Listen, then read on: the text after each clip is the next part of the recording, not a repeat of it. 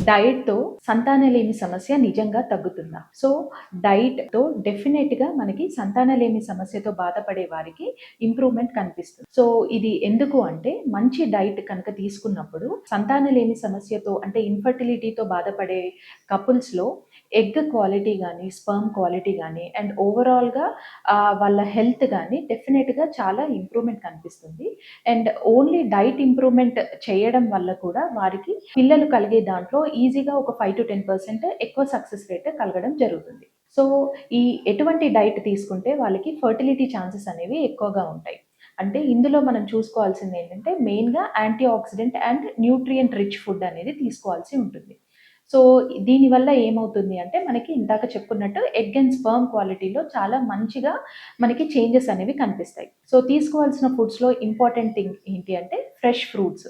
So, ఈ fresh ఫ్రూట్స్‌లో ఎక్కువగా మనము కలర్డ్ ఫ్రూట్స్ అంటే పొమోగ్రానేట్స్ కానీ, బెర్రీస్ అని అంటాము. సో, బెర్రీస్ లాగా అండ్ యాపిల్స్ గానీ, లేదు అంటే మనకి oranges, vitamin C rich food ఇలాంటి అవకాడోస్ ఇలాంటివి మనం ఎక్కువగా ఇంక్లూడ్ చేసుకుంటే బెటర్‌గా ఉంటుంది.